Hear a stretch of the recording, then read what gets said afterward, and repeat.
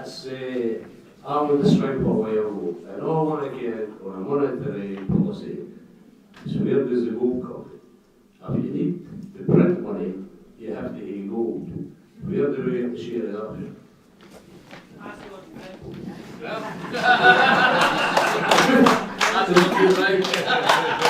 The truth about this question, and it is an important question in terms of monetary policy, because some people say, Tommy, won't Scotland be bankrupt because we don't have enough resources, and most of the gold reserves were actually sold off by Alistair Darling and Gordon Brown, sold off for a song, by the way.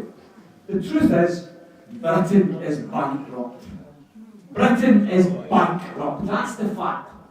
We, for 32 years, not for 2 years, 3 years, 5 years, 32 years in a row, Scotland has generated more in taxation than it's got back from the Westminster government. That's a fact.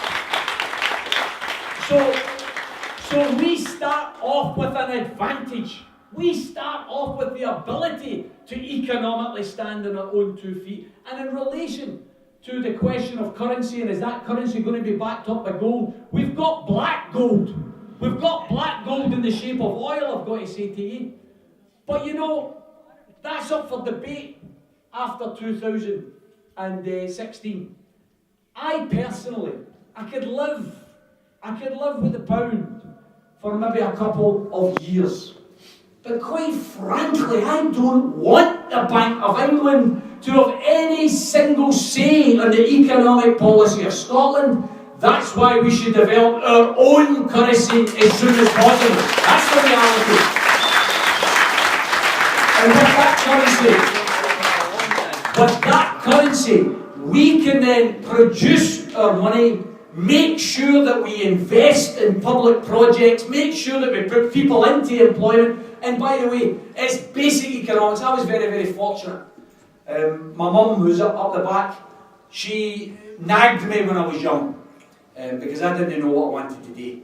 I wanted to be a car mechanic or a footballer. I was no good at car mechanics and I was too slow to be a footballer. So my mum nagged at me and she says, you should go to university. And I said, Mum, I'm not going to university, I want to change the system.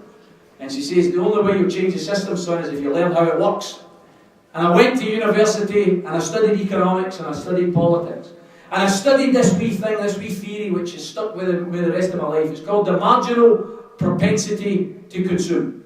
And it's what the whole of the economic world revolves around. And what it basically means is, you give a millionaire an extra £1 a week, he will spend none of it. Because he's already got more than enough money. He just puts it in the bank. So giving millionaires more money is unproductive. You give a working class man on an average wage an extra £1 a week, and he'll spend it all. And he'll spend it on goods and services, which then generate more demand in your economy for more goods and services. And that's what turns the economic wheel. That's why investment in public sector projects, whether it be school building, whether it be road fixing, whether it be bridge building, all of that doesn't just provide you with better services. It provides people with wages, and they spend their wages. And that then provides demand for people who are supplying services. And that's what we can do here in Scotland. We've got the ability, with the economic surplus that we already have, we could have a vista of opportunity here in Scotland. It's just that we need to believe in it.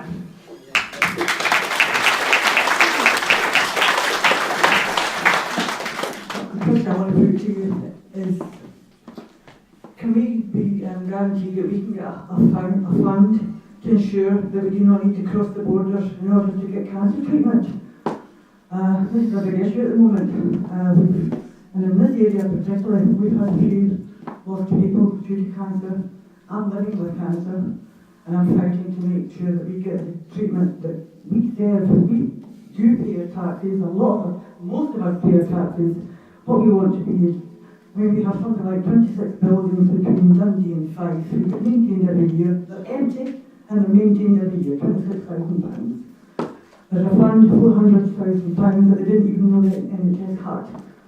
So we need this looked into. We need it to happen now. We can't wait a month, we can't wait a year, we cannot wait 6 years. We need it now. Thank you.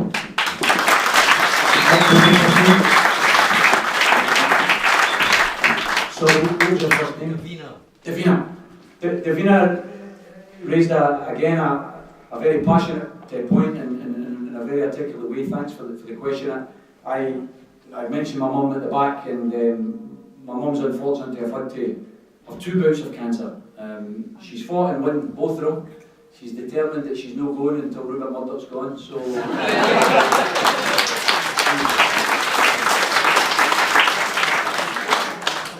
She used to say when I was worried about her with her breast cancer, she used to say, "Don't worry son, I'm not leaving here until Thatcher's gone." And then when Thatcher went, I get worried, and she says, "No, I'm not going until Rupert Murdoch's gone." So I've got a wee bit of time yet. Undoubtedly, we have to have investment in our health service. We have to have the resources that are required, not just the treatment resources, but the backup and the support resources, because anybody in here that's had family members or yourself that have suffered from cancer will know that it is a shock. It is a slap in the face, and it makes you just realise how lucky you are to be alive. And you need the support of the Macmillan nurses, you need the Maddie's centres, and you need the pills and the treatments. Not everybody can go through the chemotherapy. There are other medicines that have to be worked on, have to be developed. I would say this to you. Do we have a better chance of that type of treatment and care being invested in an independent Scotland or in the UK? And I think we undoubtedly have a better chance in an independent Scotland of prioritising health service and health care. I look forward to the day, brothers and sisters. I've always made this point. I nearly threw my cup of coffee at the TV screen the other day when the BBC were talking about the budget. And the BBC presenter said, "Of course there is limited movement for the Chancellor because we are in times of austerity and we don't have all the resources we require." And I wanted to go onto that screen and I wanted to say, why don't we give the warmongers, those who believe in nuclear weapons, why don't we give them collecting cans and stickers that look like nuclear weapons? And instead of every train station, city centre, having hospital staff and cancer campaigners rattling tins saying, "Please help us for cancer research," we invest the money we're spending in nuclear weapons and cancer research, and we tell those that want nuclear weapons, go out to the street and see how much money you can collect. That's what we should do.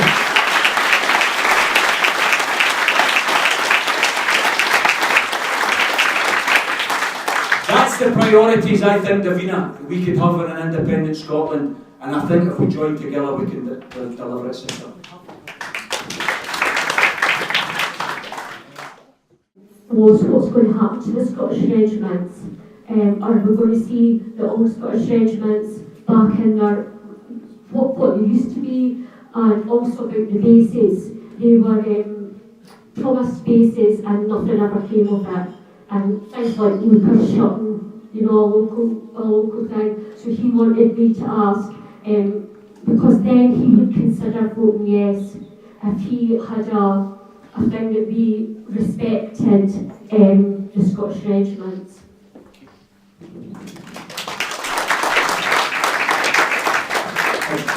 Again, a very good question. I would have to answer it by suggesting that after independence is voted for in September, there will be nearly 2 years between that vote and our first independent general election.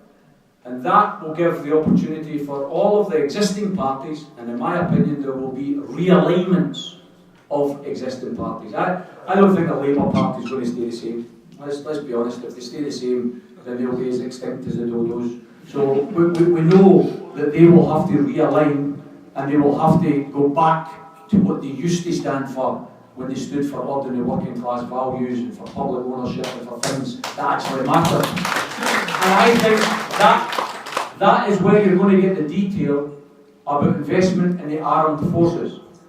Personally, I don't think we can sustain the same level of investment in armed forces when we're not going to be a country that is poised to invade other countries on behalf of NATO or any other nuclear alliance. I would rather see our armed forces being a social force that was used to help in communities, rebuilding communities, training young unemployed people, helping build self-esteem among young people.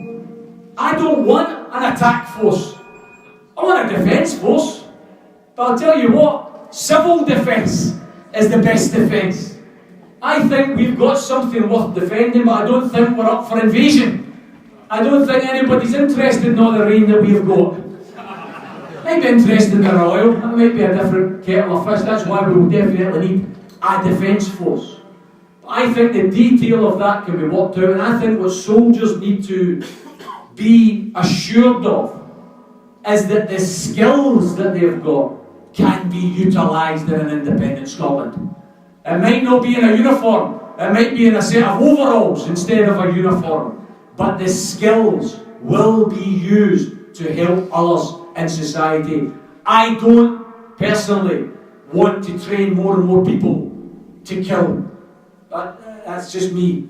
I've got to say to you folks, my friend was buried just last week, Tony Ben, and he had a wonderful saying, and it relates to the point that Davina made. He says, if we've got enough money to kill people, then surely we've got enough money to help people. And I think that's the way. I think that's the way that we've got to address this question, that we're looking at redeployment of serving forces rather than new armies or expanding the army. We're looking at maintaining our force, it might be a smaller one, but we're also looking at redeployment of these workers. The final point, when I mentioned earlier about the STUC report into Faz Lane, they found that the skills base at Faz Lane that maintains the nuclear submarines is the same skills that's required for the wind turbines and the new technology, the wind and solar power technology. Now, wouldn't it be wonderful? Instead of having workers working on weapons of mass destruction, they actually work in generating clean energy. That would be brilliant, wouldn't it?